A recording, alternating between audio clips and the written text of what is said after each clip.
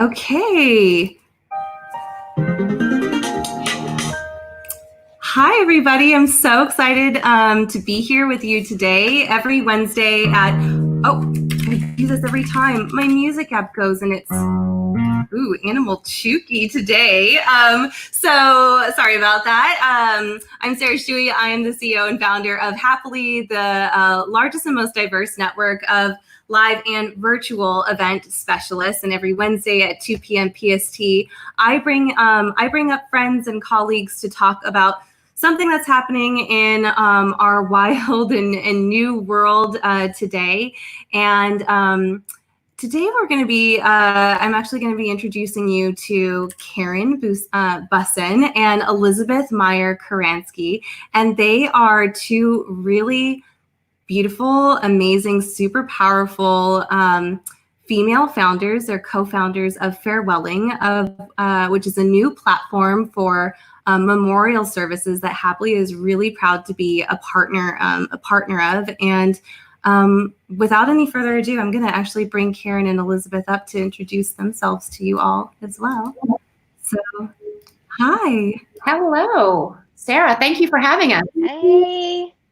Hi, thanks so much for being here. Where are you both at? I am in the Berkshires hiding right now. So if anything goes out, I'm in the middle of a thunderstorm. And I'm holding the fort down in Brooklyn, New York. Awesome. That's wonderful. And Elizabeth, are you usually in New York and you're just up? Yes, I am usually in New York. I, however, have a newborn baby. And congratulations, new mom. Thank you, new mom. Yes, so fit into my jeans, which I'm super excited about. But yeah, I have a little baby, and so as much as I wanted to stay for COVID, and I'm a funeral director, so I would have loved to have been there to help out in this difficult time, but I literally had a 1-month-old at the time, so. Wow, it's so wild. You must be going through so many experiences with that. I mean, even for us at Happily, I think like kind of within a week or so, we did a virtual memorial and a virtual baby shower. And it was just like afterwards digesting that for me, just the circle of life was so beautiful, actually. So, and you must be feeling that in a much more intense way. It's fascinating. I've actually been in the funeral industry for over a decade. Wow. And sort of, I don't want to say I was jaded, but you get used to your life, and you don't realize kind of, I got into the industry after losing my father, someone I love dearly, but it's a whole different game when you've brought a life into the world. So yeah, you definitely look at things differently. Is this your firstborn? Yes. Oh, congratulations. That's exciting. Yeah, thank you. And how did you and Karen meet? Karen, do you want to tell about our blind date? Yes. Well, okay. So first of all, there's a lot of synergy between me and, of course, Sarah and Happily, because I come out of the events world and have been producing very interesting events for quite some time. And a few years back, my younger sister had a health crisis, and that's what led me to start thinking about this part of our life experience and how we celebrate a beautiful life. And in thinking about that, I started doing some research and deep diving and looking at the innovators in this space. And one of the first amazing people that I came across was Liz herself. And so I just reached out to her. I actually reached out to her on Instagram. And I was like, hey, I see you're in New York. Would you like to get together and have a coffee and talk about this idea that I have? And so Liz and I got together at a cafe in New York City, and we were just going to have a coffee. We ended up drinking 3 pots of coffee and talking about our shared vision, which it was instant.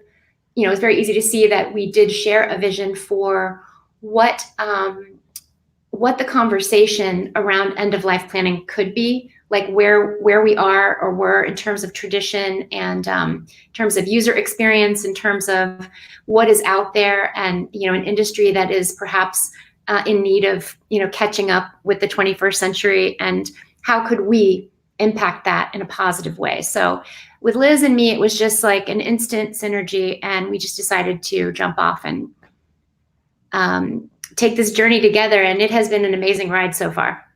Well, I mean, I really empathize with the experience of being an events person and then like transforming into a technology person, right?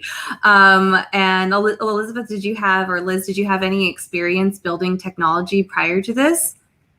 I had worked for one company, and so I had a bit of experience. I also had been advising because it was a really interesting time. It's tech was looking to enter the funeral industry, Mm-hmm. and the funeral industry is a bit of a dinosaur and needed technology, but there wasn't anyone who kind of bridged the gap perfectly. Mm-hmm. Yeah, I found that too, where there's like tech people who get into events, right? And then there's events people who get into technology. And I think it's really great. I think it's really great to like hear your story and to hear that you didn't have like much of a tech background, because I think a lot of people in the event space are scared of technology. And, you know, the two of you, you know, really teaming up and like just going into the unknown and the beyond and doing that earlier. I mean, what a great time, especially now with everyone working remotely and having to be online. Yeah. A great time for you to sort of like reap the benefits of that. I was going to say that, you know, it's very interesting because I do think even for myself, when we were initially starting this project, I think the tech aspect of things is something that frightens people, because you're like, well, how does it all work? You know, and how can we make this happen? But the most crucial thing to understand is that what you have to create is a product and an experience that, you know, takes people down the path that they need to go, that helps them to solve a problem in a way that, you know, that really works.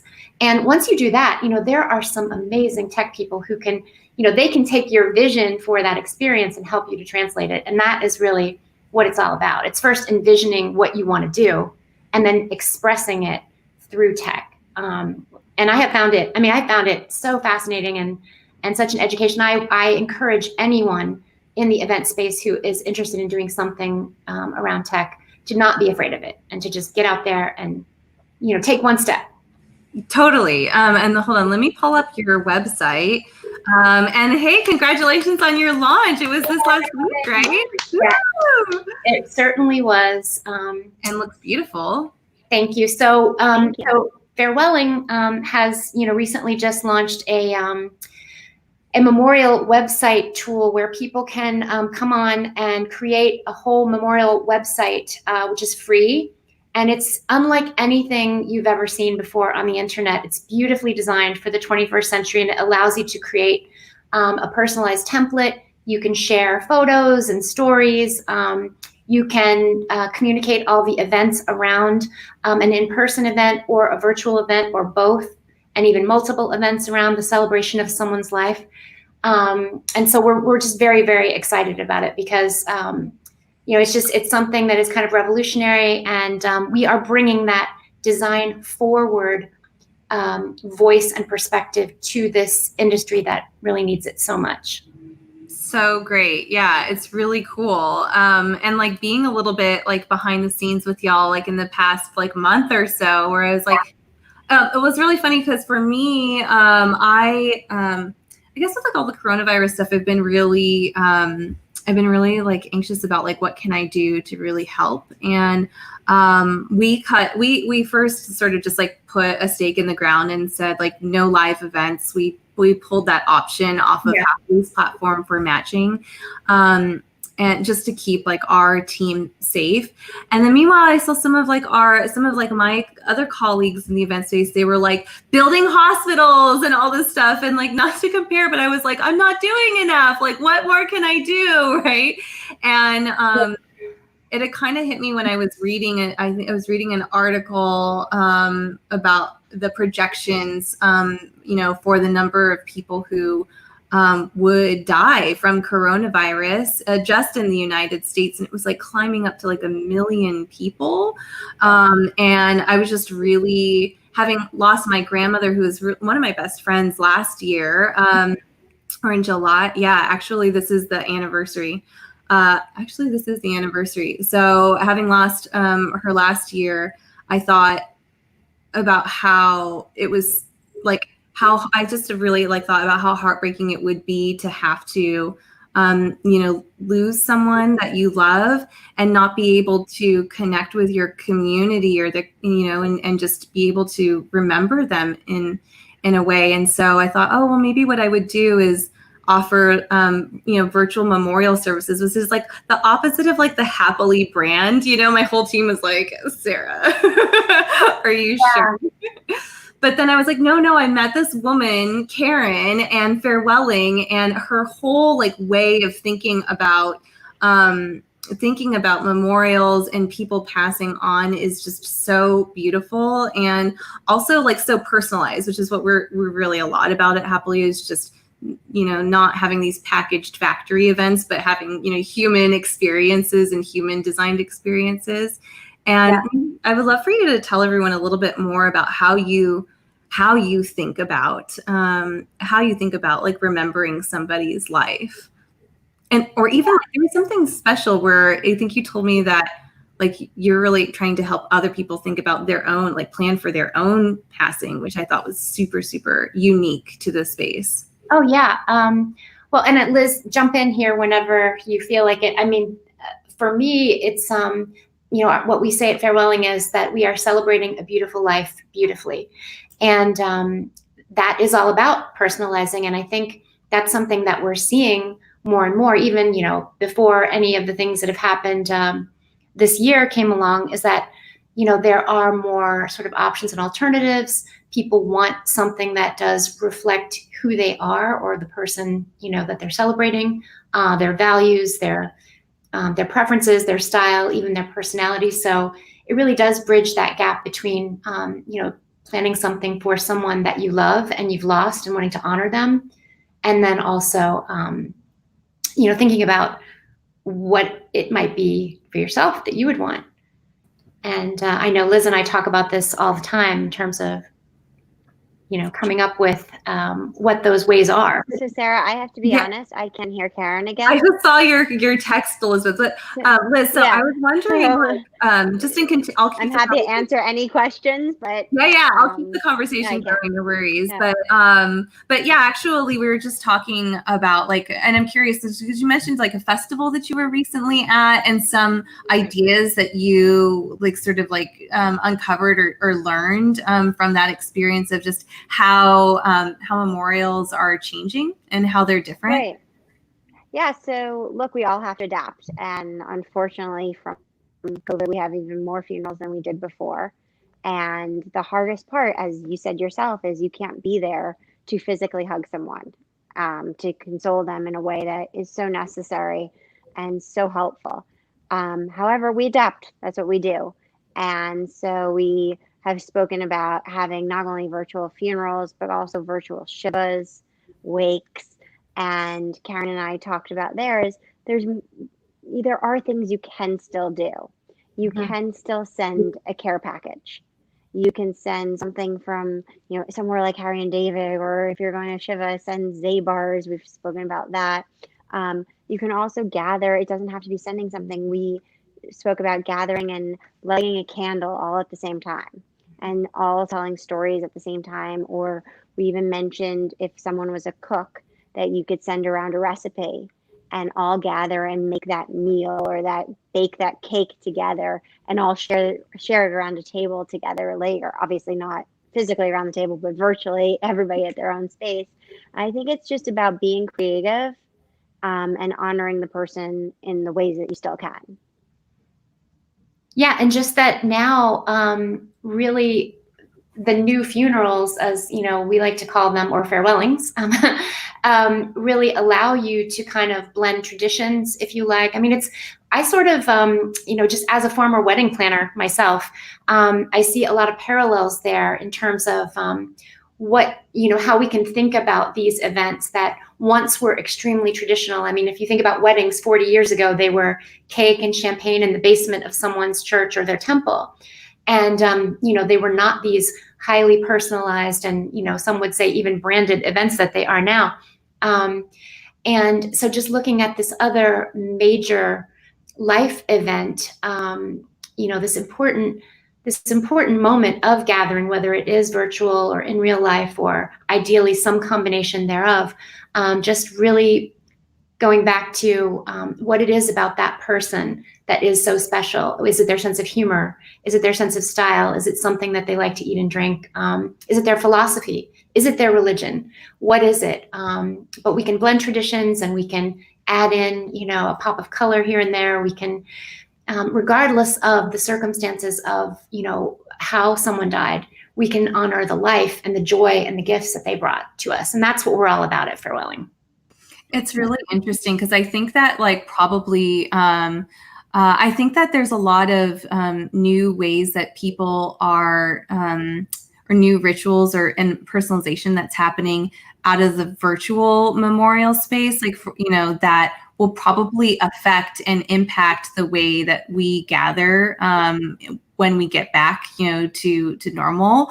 Yeah. Even for instance, one of the memorials that we did, and it seems like a really good formula actually, where we start with a video of the person's life that's narrated by their children, or their coworkers, and then move into different speeches, and then break out into sort of small groups that where they kind of all you kind of have to help people like me if they already were all working at the same place or whatever. But do you think that that the online space is actually affecting the way that funerals are going to be forever? Yeah, I do think so. No, go ahead, Liz. I think that we're realizing that we don't have to be traditional, right? So for so many years, we were locked into our parents' funerals or our grandparents' funerals, and now it's different. And we're realizing that because we have to change, we will. And what we're realizing is that there's so much more. There's so many more ways to honor. Mm-hmm. And it's not just about buying the most expensive casket and having the perfect flowers, but it's actually about that person. And so while in the future we may be able to physically gather, I think it will be even more personalized. We've seen yoga funerals and having people get together in a different space. Yeah. We've already seen the rise in cremation. That's going to continue. And what that means is that you don't need to even have the body present. And so if you just have ashes or nothing at all, and it's just an emotional gathering, you can do it anywhere. You can do it. We saw surfers, motorcycle riders, runners, all doing those things together. I think we're going to see an uptick in that. As well as what we discussed, which is simply gathering and doing something that person loved. Yeah, and I do want to say one thing that I do find about that virtual component is I think that going forward, obviously there are times when people can't gather, right? And so you have only the virtual aspect, and thank God we have that because, it's a real, it's wonderful to be able to at least gather like that. But I think, what we're seeing is that going forward, that virtual component is going to be a part of memorials and funerals going forward for people who can't travel because they can't take off work or because they can't, economically afford it, or whatever the case may be. But what I wanted to say is one thing I really admire about Happily and why we're so happy to be partnered with you, Sarah, is that you don't look at virtual events as being the less than. And I think that is part of what you bring to it. And you have put a lot of thought and creativity into hosting, not just throwing up a Zoom and okay, everyone's here on the Zoom, do. No, but you have marked each section of the memorial with, a beautiful entrance, a greeting, someone there to greet, the story of their life, and doing a whole run of shows so that this really is just as you would produce a real life event, you've given thought to each of those moments. And for me, that is what I find very exciting about this space is that it's not a less than, it's a new, it's something else. And it can be personalized in so many ways. And so I find that very interesting and exciting. Yeah, no, thank you so much for recognizing that.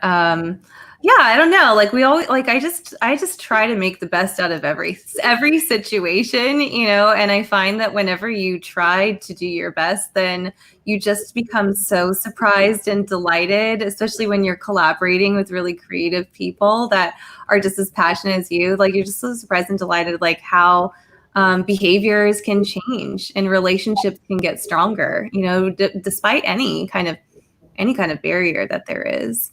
Yeah. Yeah. And I was curious, I've been curious because like our team has been nervous, when I was like, hey, look, I want to open up into virtual memorials. And I want to offer something where it's a pay what you can service for a simple service. I just kind of remembered before when I was like in the streets pre-coronavirus in LA, there'd be people that would be asking for donations, to pay for the funerals, like of their family, like, holding up cardboard signs on the streets. And like that just like broke my heart. And for some reason, those faces like appeared to me as I was thinking about virtual memorials. So we introduced this pay what you can option for anyone that wants to do a memorial. But, like I was saying, like our team was a little bit nervous about like, how do we, looking for advice is sort of like, how do we stay happy? How do you seem very joy? Look at you. You're both like smiling and radiant and like you're in the business of death. Like, how do you do it? Like, what's the secret? Liz, you want to start? Karen will laugh. I am literally the most bubbly person you will ever meet. She will attest to this, that I'm smiling all the time, every day. Nothing bothers me. And I actually think it's because I'm in this industry is that the opposite effect happens, is rather than be overwhelmed with grief, you learn to appreciate every little thing so much more. So every morning I wake up and, I stand up, I'm vertical, and that matters. Yeah. And I think that the most important thing is to always kind of try, when you go down to a dark place, pivot and say, how fortunate am I? As you lost your grandmother, and I'm, my sincere condolences, is somebody else could look at that and say, let me call my grandmother today and tell her how grateful I am that she's still here and that I love her. And I think that's the path that I've taken, is I've become significantly more emotional in telling people that, and appreciative of everything I do have and everyone. And I was going to say that for me, coming from a place of, events where I was typically doing like product launches and people's weddings and, engagement parties and baby showers and all that sort of stuff. You mentioned the pop of color. I was very, very worried about that for myself. And as a matter of fact, it delayed the project by about 2 years because initially when I thought of the idea, I was very concerned about myself and like, I'm, a very positive person. Do I want to be working with death all the time? It's just not something that had ever really been a part of my life. And I thought about it and I said, you know what? It just kept coming back and coming back. And I was like, just take some time, do a deeper dive, read. And I started reading, and I was fortunate to come across not only Liz, but some just other, really great thinkers in the space who are just amazingly inspirational. And what I found was that the more I discovered, the more I let myself think about it, the more I thought about helping families, the more meaning, and the more I realized, well, this is what I've been searching for in my life, to be able to take my skills and to be able to apply them to something that has real meaning and the real possibility to actually change the world. And once I got on board with that, I tell you, I have felt sad, when we're working with a family, when we started, like you, we wanted to do something good during the times of COVID. And we started a national helpline, so we would get calls from people who had just lost someone. And that's hard, it's hard. But the amount of good that you feel from helping someone. I mean, I know Liz has told me this for like every time we talk about it, that's what has motivated her in her work and her passion for what she does. And certainly she's a lot more on the front lines of it, but I have been so rewarded by the work that we do. And I think it feels good to help people. That makes a lot of sense to me, like having gone through and like helped one of my friends with her father's passing, and we did her wedding, so, and I had a chance like to meet him several times, but I do remember being sad about it, but then I did feel a lot better like helping her. But then also just, I think what Liz was saying earlier is right. Like you just do appreciate like more of life from that experience. But that's part of our core values at Farewelling. We believe that looking at, we're talking about like planning a funeral, but even looking at your own mortality and, what you do want for yourself, and just opening that door a little bit. Doesn't mean you have to sit around and be like, morose all the time or anything like that. But just giving it a little thought is like, it's shining a light on your human experience. It's a part of the whole circle of the journey that we take, and we believe that thinking about it, planning for it, writing down what you want and sharing it with your loved ones is a part of living with intention. If you're someone who likes to meditate and do yoga and live your life as fully as you can, then this is worth a little bit of attention. It's lovely. Okay, so we're almost at close of time. We do have a question from, and I've never done this before, so I'm going to see if it works. I'm going to pop in. Ooh, Julie Alba, hello, says, are you working with funeral homes?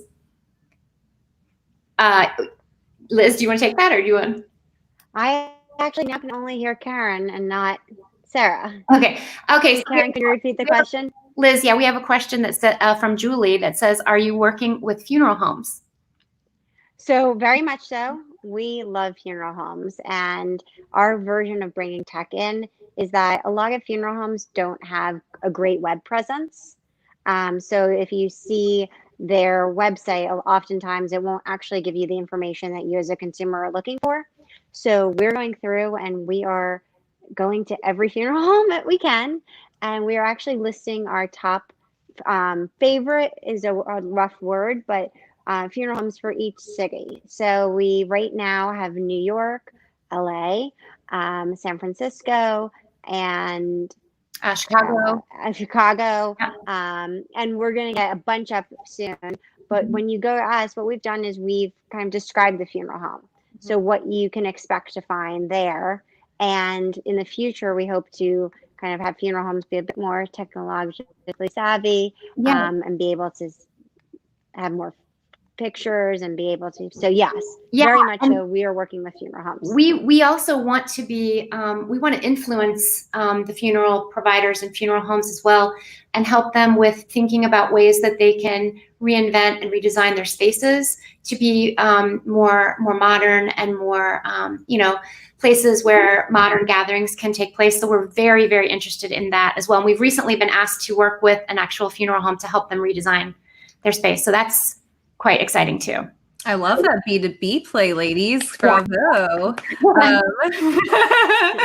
It'll be great. I'm looking forward to having you sell architectural plans. Okay, so I'm just excited I can hear you.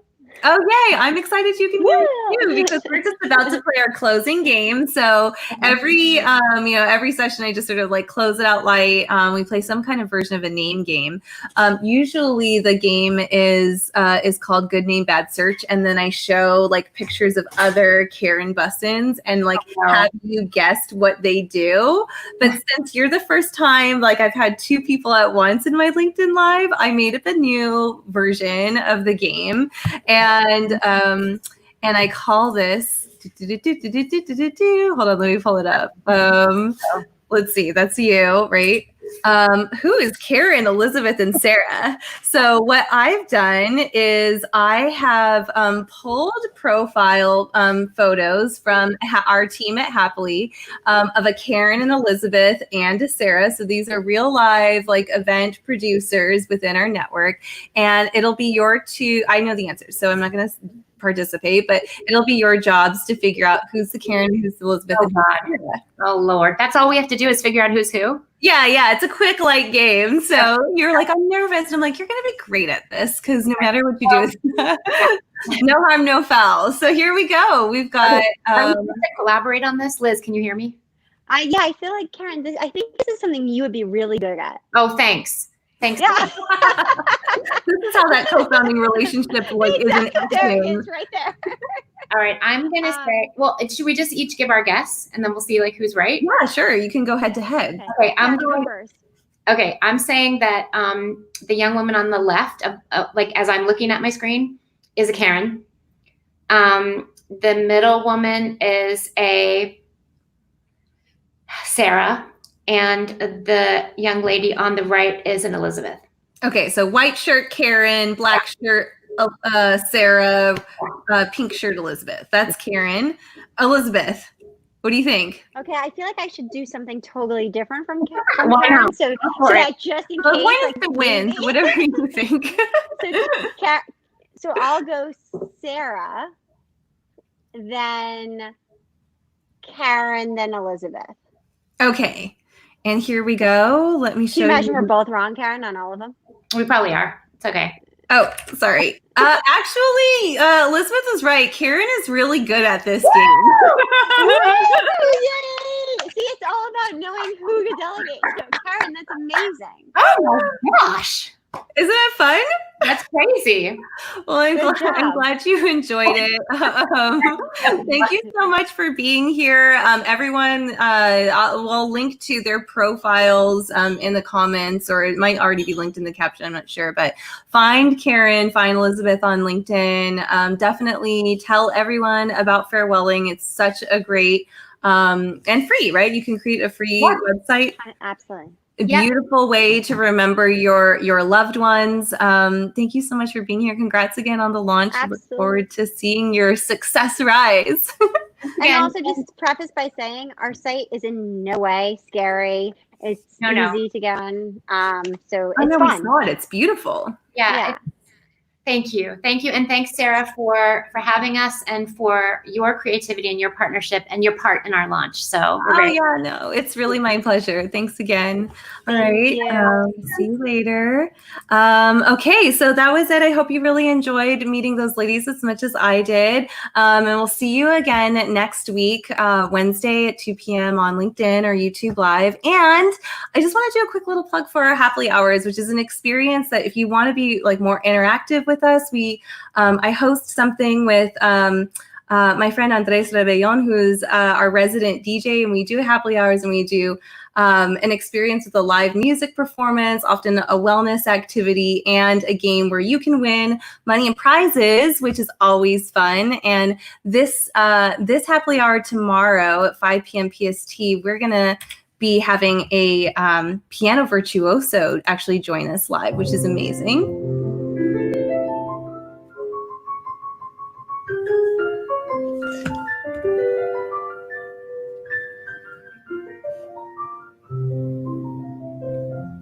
That's George Coe. He is a young Steinway artist, and he was also an award-winning roboticist startup co-founder, and he also is like kind of like a media mogul for like Asian American like media giant robot. For those of you who are like the cool kids that know.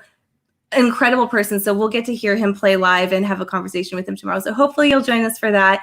And in any case, be well, be happy. See you next time.